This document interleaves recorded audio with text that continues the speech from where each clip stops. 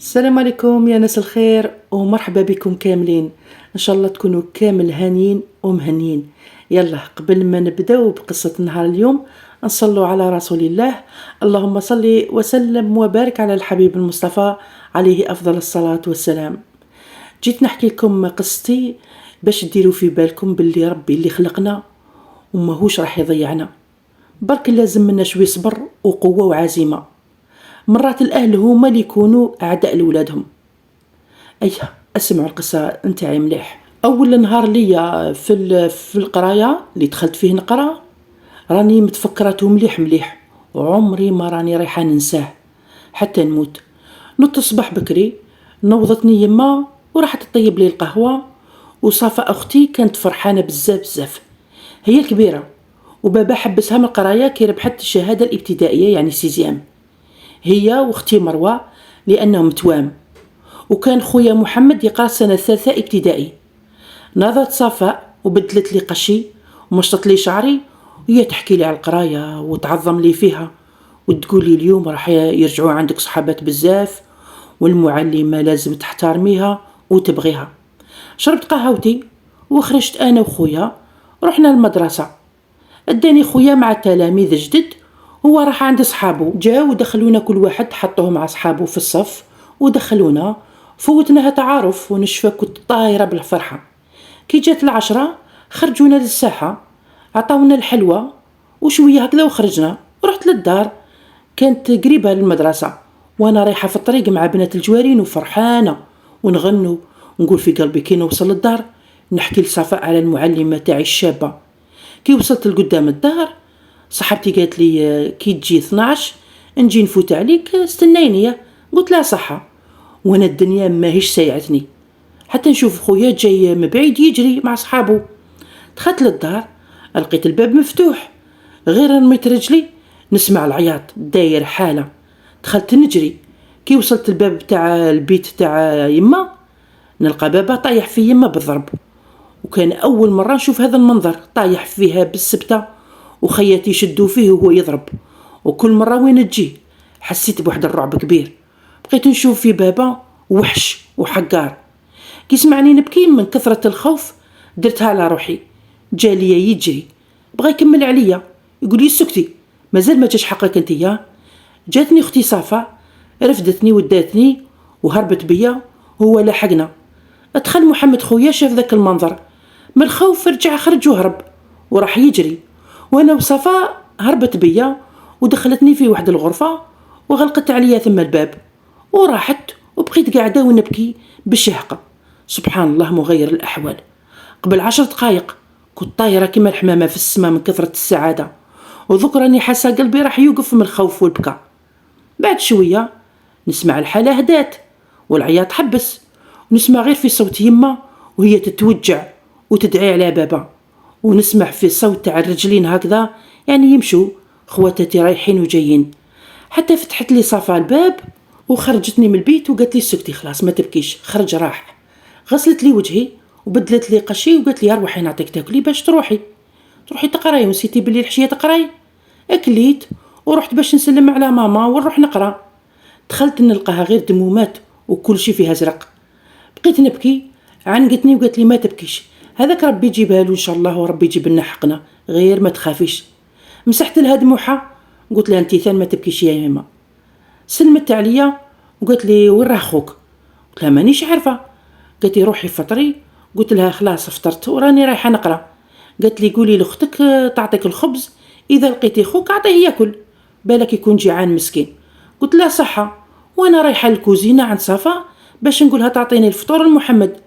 حتى نسمع في بابا برا يعيط يقول الله اكبر الله اكبر يا ربي، واش هذا الله اكبر. انا بقيت نرجف، قلت اكيد راح يجي يقتلنا. جات صفا ومروه وقفوا قدامي يشوفوا واش كاين. حتى دخل بابا رافد محمد خويا، هو مسكين مجروح وضربته من الطوموبيل كي كان هارب من الدار. بداو خواتاتي يبكوا ويزقوا ويتوغوا، وخرجت يما تجري من بيتها، وكي شافت المنظر عيطت عيطه واحده وطاحت في الارض. وانا واقفه ودموعي على خدي، مانيش عارفه واش ندير ولا وين نروح ولا واش راه صاري. ما راني فاهمه ولا شيء. من بعد ما كان اجمل نهار رجع اسوأ نهار اللي مازال ما فاتش عليا يوم الا ورجعتني ذاكرتي ليه، وكل ما نفيق من الذكرى نلقى دموعي على خدي. يما داوها للسبيطار حكمها شلل نصفي، وخويا الله يرحمه واللي ضربو عطى البابا دية.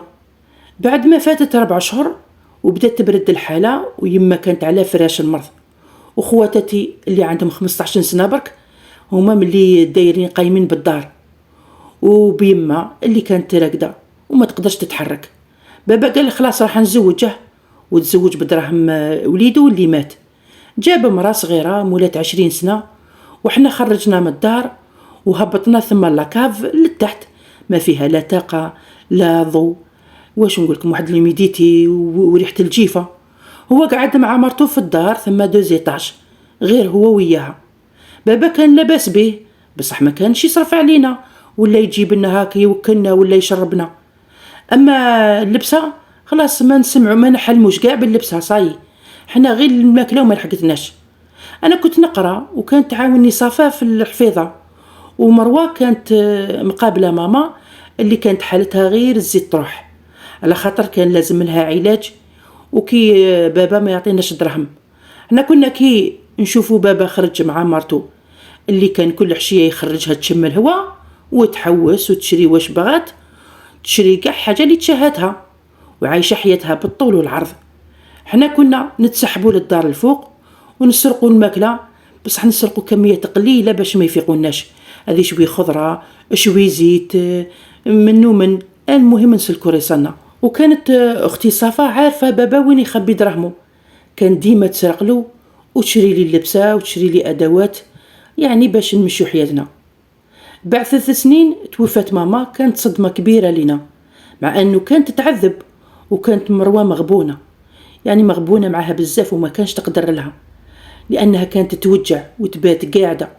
وكي توفات ريحت يما من العذاب وريحت من الدنيا، الا انها كانت مونستنا وكانت ساس الدار نتاعنا. نتفكر مليح نهار كانت رايحه تموت، كانت مريحه وناضت قعدت وكلات معانا، بدات توصي فينا على بعضنا بعض. بدات انا بيا الاولى توصي فيا، قالت بالك وتسبحي في قرايتك وبقاو يد وحده وما تخلوا حتى واحد يفرقكم. كانوا صوالح الصعب بزاف اللي رسخوا في الذاكره تاعي، مع اني انا كنت صغيره بزاف، الا انه اثروا فيا بزاف النفسيه. كان صعيب وكانت خساره كبيره انك تخسر الناس عزاز عليك وتلقى روحك وحيد في مكان ما تقدرش تعيش فيه حتى الحيوانات. توفات ماما وحنونتي وبقينا قاعدين قدامها ونبكوا حتى طلع النهار. جاء الصباح راحت اختي عيطت البابا، جاء نورمال كي شغل حشره وماتت. قال الحمد لله ريحته وريحتنا. حسيت بكره كبير درجه انه تمنيت تكون غير هو اللي مات. وقعدت يما معانا. بعد موت يما العزيزه مرت بابا حملت، وكان بابا ديما يعيط لصفا ومروه باش يخدموا عليها، كان يروحوا غير باش يجيبوا الفضلان تاعهم ونلقاو واش ناكلوا. احنا في ذاك العام كان في عمري 8 سنوات وخواتاتي كانوا 18 سنه. بقينا على ذيك الحاله. زيدت مرت بابا وجابت بنت، بابا طار من الفرحه، تقول اول مره يشوف الذريه. دار لها اسبوع حضروا كامل الناس وجاب لهم الخير، وخواتاتي كانوا يعاونوا فيهم يغسلوا الماعين ومنها يسرقوا الماكله ويهبطوا ويخبوها. حتى شافتهم نسيبة بابا اللي هي يمها، شافت مروه رافده باطا برك تاع بيمو وقرعاجي وهبطه بهم. هنا زحفت عليها وضربتها. كي سمع بابا العياط جاي يشوف واش كاين، كي عرف واش دارت ما قالهاش بنتي وبصحتها، بالعكس ضرب اختي ضرب كبير وقال لها يا سراقه حشمتيني قدام نسابي وحاوزها، وقال لها ما تزيديش تطلعي لا انتي ولا الحمارات نتاع خواتاتك. بهدلها وهبطت ويا دموعها على خدها. بايتين متعانقين ونبكوا. قالت لنا صافا خلاص لازم نوقفوا على رجلينا ونديروا مستقبل لروحنا، ما لازمش نبقاو تحت رحمته. صافا كانت دايره خاتم تاع ماما الله يرحمها، قررت باش تبيعو وخلت مروه تقرا بالمراسله. قالت لها لازم نديروا خدمه انا وياك وقراي، ولازم تنجحي على الاقل توصلي غير المستوى اللي تقدري ديري به تكوين. صافا راحت لوحده المراه كانت قدامنا كبيره وتخدم في الجنانات ينحوا الخضره والفاكهه، وقالت لها تشوف لها خدمه. بعد نهارات قليلة جاتها وقالت لها غدوة تبكري معايا. وبدات اختي تبكر، يروحوا الصباح قبل الفجر وعلى 10 ولا 11 يكونوا في الدار، مع تجيب شوي خضرة ودار لهم ثان يعني الخاصة بالنهار. وغير حكمت روحها دخلت معها مروة وتبدلت شوي حياتنا، رجعنا ناكلوا ونلبسوا وانا مقابلة قرايتي. ومروة ثان كانت تقرا بالمراسلة، كنا ديما من الأوائل، أصلا ما عندنا حتى حاجة غير قراية برك. صافا خدمت وتعبت علينا، كانت تلبس لنا باش ما نحشموش قدام صحاباتنا ولا نحسوا بالنقص. بابا كان عايش مع مرتو وزادت جابت مرتو ولد، وكان عايش حياته مع مرتو وولادو.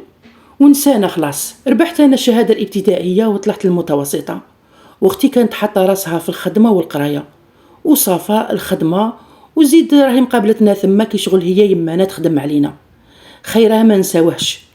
بعد 5 سنين قررنا اننا نخرجوا من ثم، وراحت صافا دفعت دوسي، قالت بالك يمدوا لنا سكنه، وجرات وسمعت مرت بابا بينا وشافتنا باللي بانت النعمه علينا، وقررت انها تلعب دور زوجة الاب وترجعنا نعاني كما كنا من قبل.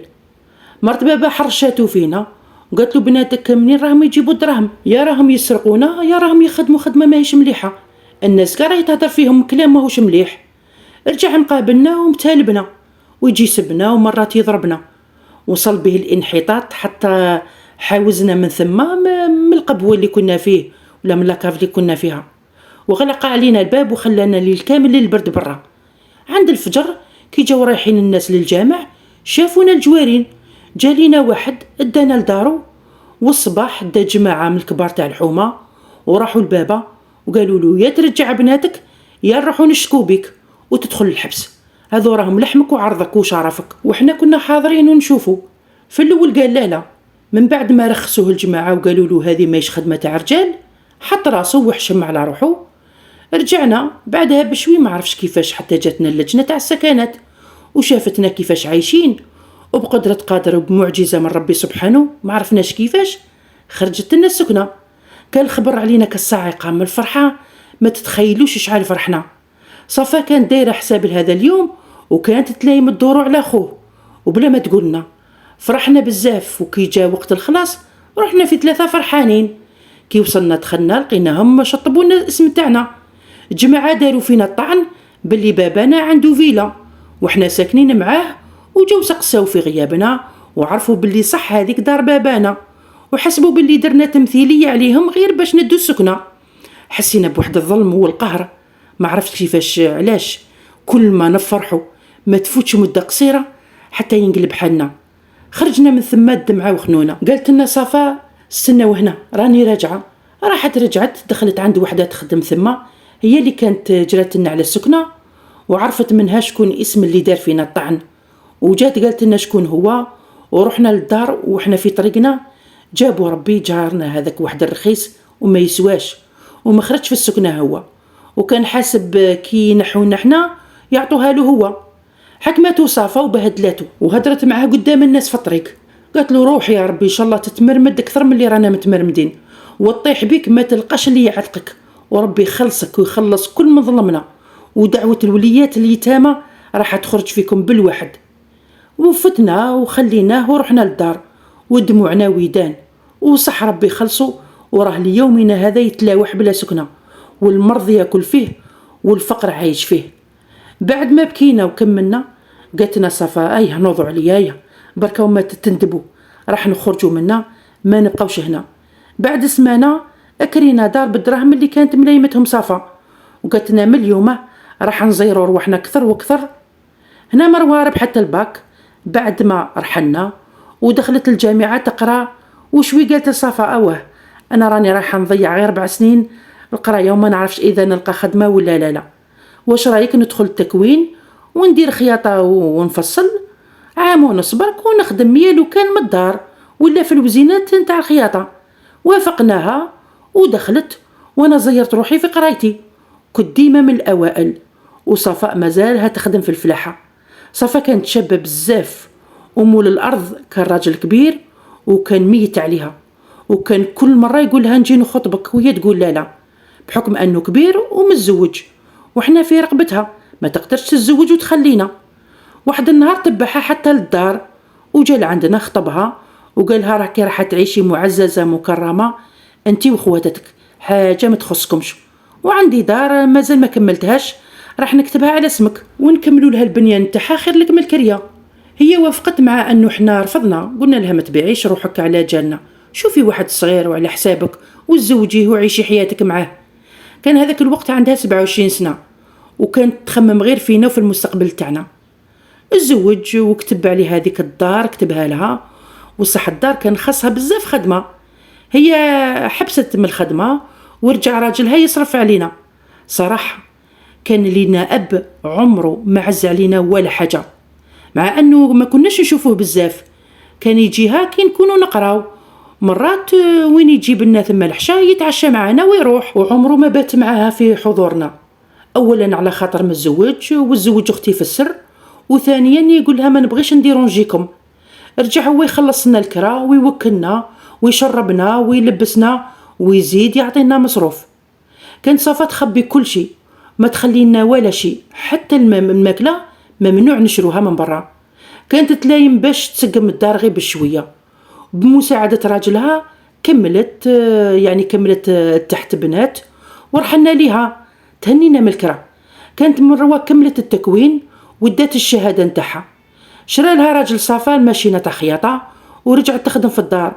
كانت تخيط لنا لينا وحنا نديروا لها إشهار، وبدات بالعقل تتعرف عند الناس والناس تجي تخيط عندها. كانت شاطرة وخفيفة، بدا ربي يفتح علينا ورجعت صافا تخدم الحلوى وتبيع، وكان عندنا مدخول لا بس به. بصح الدار اللي كنا فيها موقعها موش شباب وماهيش نتاع تجارة. قررنا أن نبيعوا هذيك الدار ونشروا أرض في بلاصة شابة ونطلعوها. قالت الراجل هاي دبر لها كريه باغية تخرج، هو بلا ما يحوس يفهم دبر لنا دار صغيرة، رحلنا ثم ودرنا دار للبيع اللي كنا فيها، وبقاو خياتي يخدموا. بعد عامين قدروا يبيعوا الدار ويشروا أرض قيد الإنشاء، مولاها كان رايح يبنيها وبدا فيها ثم، بصح ما كملهاش. شريناها بصح ما بقاولناش الدراهم باش نبنوا. قالت لنا صافا نصبروا شوية. أنا كنت ما زلت نقرأ. بعد عام مرض راجل أختي ورقد ما بقاش يجينا وزيرت علينا الحالة، بصح ما تقلقناش بزاف لأننا احنا متعودين على الجوع والشقة، ما هيش حاجة جديدة علينا. بعد نهارات توفى راجل صفاء. راني نحاول نختصر لكم حكايتي قدر الإمكان ومانيش باغيه نحكي لكم كاع التفاصيل المملة باش نستعطفكم.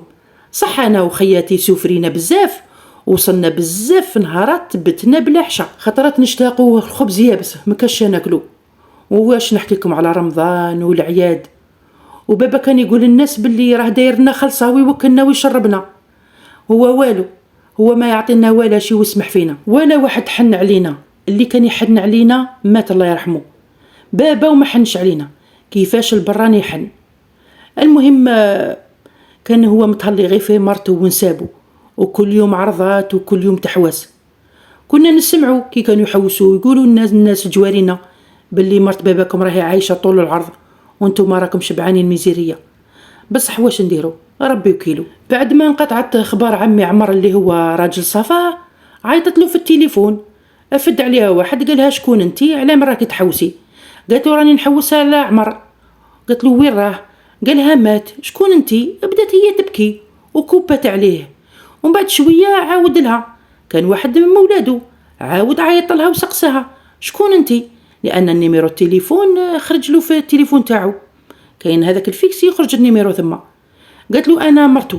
تصدم وقالها اذا تقدري تجي ارواحي نشوفوا حكايتك.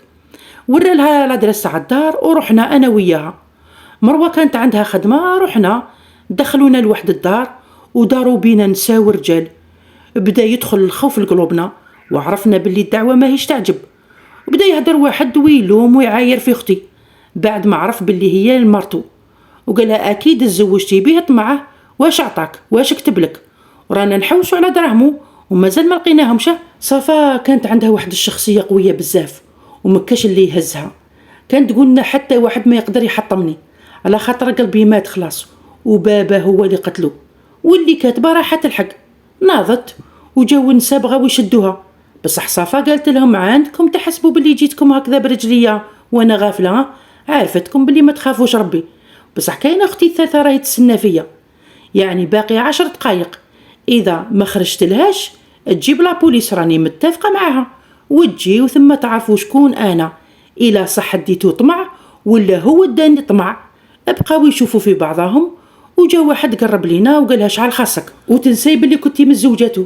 قالت له عقدي صحيح ومشي انت اللي تعطيني حقي، الدوله راح تعطيه لي. وشدتني من يدي وجات خارجه، شدتها وحده كبيره في العمر تبان اختو، قالت لها حاولي تتفاهمي معاهم خير من تدخلي معاهم في عداوه وما يرحموكش.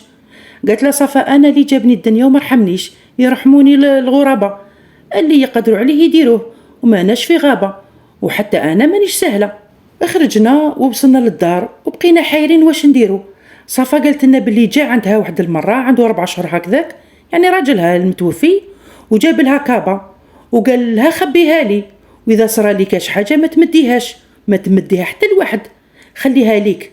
قالت لنا في الاول انا ما ديتهاش فيها بزاف وما حوش نعرف واش كاين فيها، قلت بالك فيها كاش ورق نتاع الخدمه ولا كاش مكتوب ولا، وهو دسها، وانا والله لا قاع نسيتها ومانيش متعوده نفتش في كواطو. المهم راحت جبدتها، لقيناها فيها دراهم وعرفنا باللي هذو الدراهم اللي راهم يحوسوا عليهم. قالت لنا نصبروا ونشوفوا واش راح يصرى، وما كاش الخرجه من الدار، لازم ديما تبقى وحده هنايا، ماناش عارفين واش راح يديروا. بعد يومين عاود عيط لها ولد راجلها وقالها باغيين نتفاهموا، راح نقسموا وراح نعطوك 60 مليون بالملاحه وتتنازلي على حقك. قالت له كملها لي 100 ونسني لك على البيع والشراء. المهم وافق وفرح بزاف لان حق اختي كان اكثر من 100 مليون.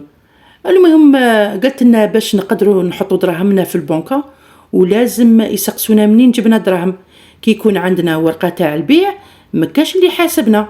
وصح راحت وتفاهموا ودات دراهم وباعت حقها في الورث، ورحنا دينا دراهم البيع مع دراهم عمي عمر الله يرحمه اللي خباهم ثم، وراحت هي خباتهم في البنكه. كملنا البنيان نتاع الدار، وصفاء دارت تحت حوانت والفوق سقنا وسقمت الحوانت المروه وفتحت الخياطه ثم، والحوانت الاخرين كراتهم، والسكنه كانت كيما حلمنا بها، كل واحد وشومبرتو. درنا دوش وسانيتار وكوزينه مقيومه، وتبدلت حياتنا 180 درجه.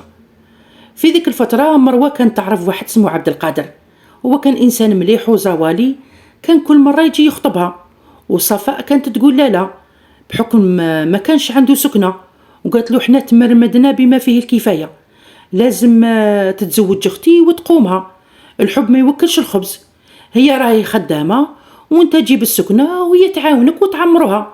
وصح دار الدوسي تاع السكنه وعطاوه وعمرها هو وحده، وما خلاش تعاونوا في حتى حاجه. وكي جا وقت العرس خفنا من هدرة الناس سلا من بعد يعايروها باللي ما عندهاش ماليها ويحقروها. راني نقصد الناس اختي مروه، مع انه عبد القادر كان عارفها ويعرف كلش، بصح هكذاك وصافا اصرت انه تروح تطيح بروحها وتطلب من بابا يحضر العقد على الاقل قدام الناس. راحت صافا لدار بابا وقالت لنا افتح لي ولدو، وقال لي شكون انتي؟ قلت له انا اختك المنسيه، وين راه باباك؟ كي دخلت لقاتهم ياكلوا، وكي سمعوها بداو يغطوا في الماكله. قالت لنا صافا جمحت ومديت يدي وعريت على الماكله، قلت لهم ما تخافوش ما وليتش جيعانه كما كنت مقبل، خلاص شبعت ودرت الرزق وراني نزوج في بناتك اللي رميتهم. وجيت نقول لك مروه راه عندها العقد نهار الاربعاء، اذا بغيت توقف معها قدام الرجال باش يعرفوها باللي حلاليه وما جاتش من الحرام، اروح على 10 تاع الصباح، واذا راك باغي تكملها كما بديتها انت واش نقول لك حر، حتى احنا ترجلنا وقادرين على شقانا. وخرجت وخلاته، ونهار العقد صح جا صراحه ما كناش متوقعينه، وزدنا عرضناه مع اهل عبد القادر للفطور، ودرنا لهم فطور الله الله، حمرنا وجه مروه وما حشمناهاش، وخلينا بابا حال فمه لا في الدار ولا في الخير، وتزوجت مروه بلا عرس، لانه احنا اصلا ما عندنا حتى واحد وما نعرفوا حتى واحد، وقاع الناس سمحت فينا كي كنا وحدنا، بصح اليوم ما خصنا حتى واحد يكون معانا. بعدها بعام صفا جا خطبها واحد يتيم وما عنده حتى واحد، وزوجاته وسكن معانا في الدار. انا كنت كملت قرايتي ودخلت درت ستاج في السبيطار. بعد مدة كانت دارنا معمرة، صفاء جابت ولد وبنت توام، ومروة ولا عندها 2 ولاد وبنت، وكنا فرحانين وعايشين في سعادة الحمد لله. وين كنا وين رجعنا، والفضل اللي يرجع لربي سبحانه، والصفاء اللي حافظت علينا وخلاتنا ملمومين. والله يرحم عمي عمر، هو اللي كان عاونا بزاف ماديا ومعنويا، مع أنه مازال باقي فينا شوية من آثار الماضي الآليم والمعاناة اللي عشناها، بصح لازم يبقى باش يكون لينا هاك حافز أننا نكون ديما أقوياء. واحد النهار وانا في السبيطار خدامة، جابوا واحد طايح على راسو ودخلوه الزملاء تاعي وعالجوه. جاء عندي واحد الدكتور قال لي ما تعرفيش هذا الاسم؟ صابوا الاسم يشبه لاسمي. قلت له هذا اسم بابا. علاش؟ قال لي هذا الراجل هو اللي جابوه وما على باليش علاش ما درت حتى ردة فعل انايا، كي شغل راجل غريب عليا، بما انه تعودنا على مناظر اكثر من هكذا. حتى استغرب هذاك الدكتور فيا. ورحت لغرفة العمليات وشفته ممدد ثما، هو شافني بصح ما عرفنيش، كان دايخ وانا قاع ما على باليش بيه، كي شغل غريب وصاي. بعد يومين بدا يسترجع صحته وما جا حتى واحد، لا مرته ولا ولادو، وانا ما قلتش الصفا ومروه على الموضوع. من بعد بدا يزيد عليه الحال ومات وحده في السبيطار. عيطنا لما ليه اكثر من 3 مرات باش جا ولدو ومعاه راجل سنيا وداوه. كي قلت لخياتي خفتهم يزحفوا، بصح قالوا الله يرحمه ويغفر له. تفكرنا يما ونهاراتها معاه، بكينا وسكتنا. انا حاليا راني طبيبه ونخمم نفتح عياده خاصه، وراه يخطب فيا زميل جراح.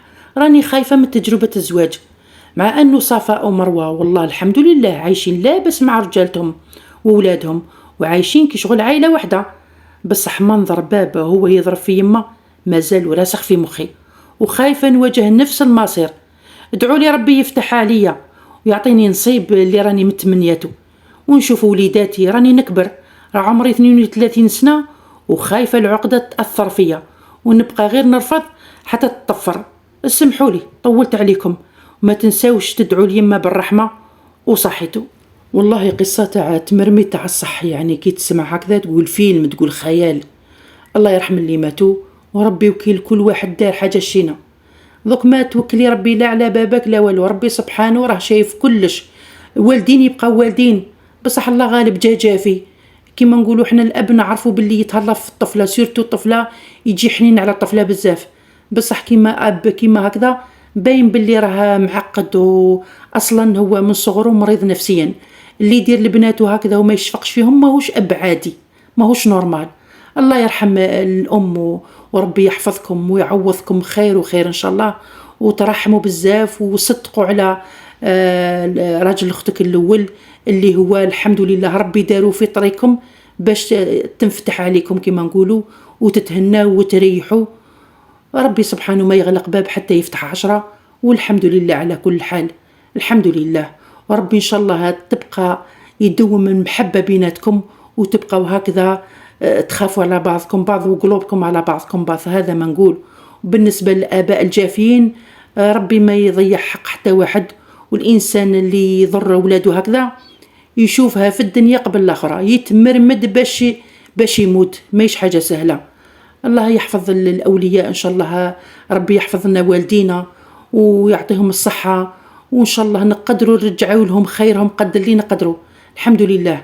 كي نشوفوا حكايات كيما هكذا نحمدوا ربي الليل مع النهار. والدينا الحمد لله الحمد لله يا ربي. واش نقولوا، نحمدوا كي تشوف والدين كيما هكذا ما نسحقوا حتى حاجة من الدنيا غير رضا الله والوالدين، والحمد لله على كل حال. ونخلي لكم خوتي وخواتاتي ما تنساوش دعم القناة بالجام وبارطاج وكومنتير مليح كيما نتوما. الله يحفظكم والله يخلي لكم عزاز عليكم، والله يحفظ لكم الوالدين، واللي ماتوا الوالدين نقول لهم الله يرحمهم ويسكنهم فسيح جنته يا رب العالمين. تبقوا على خير، ونتلاقوا ان شاء الله في قصة واحدة اخرى. تهلاو في روحكم، والسلام عليكم ورحمة الله تعالى وبركاته.